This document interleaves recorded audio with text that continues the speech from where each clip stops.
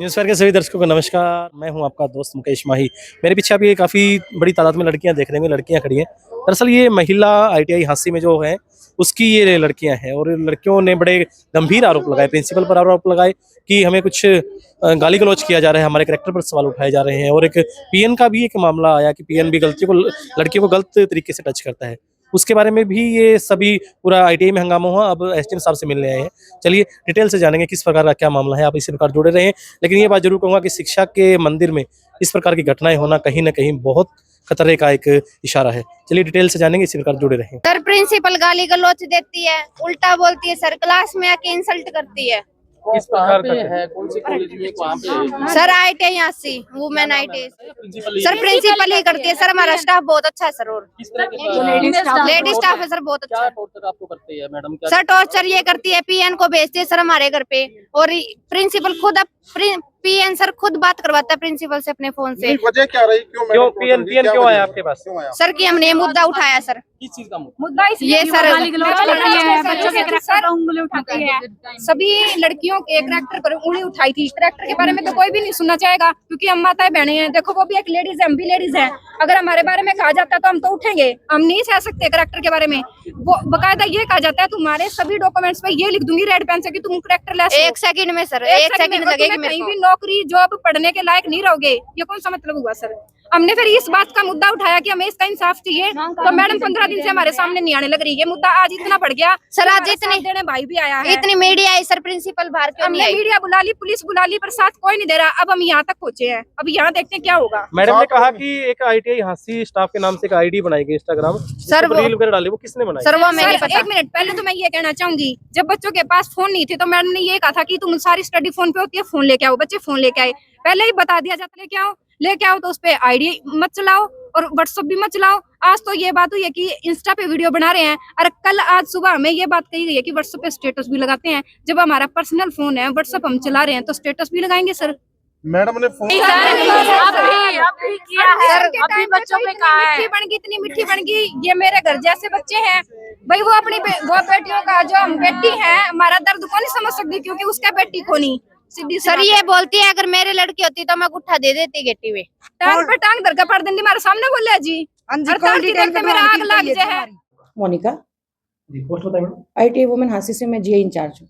आपके संस्थान की कुछ लड़कियों ने काफी एलिगेशन लगाए हैं आपके खिलाफ। हाँ जी जी बताइए, क्या कहेंगे उनके बारे में? सर, एलिगेशन तो मैं आपको ये प्रूव कर देती हूँ कि बच्चे गलत हैं, क्योंकि 9 से 4:40 का टाइम है ITI का।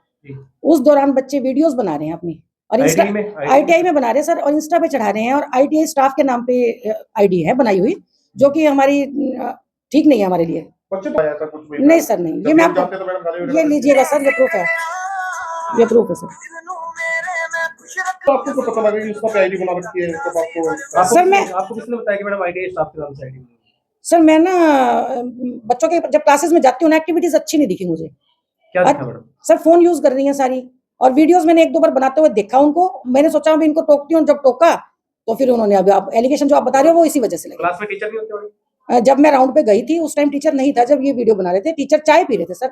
बच्चों की बात हुई है इस बारे में? भैया इन्होंने बच्चे ID नहीं सर, मेरी यहाँ तो ऑफिस में तो कोई बात नहीं हुई, और बाकी मैंने वहाँ पेरेंट्स बुला रखे थे अपना सदर में, उनको मैंने बता दिया और दिखा दिया था। इससे पहले भी आपके ऊपर एक केस दर्ज हुआ था? हाँ जी सर, हुआ था, ऐसी एक्ट का हुआ था।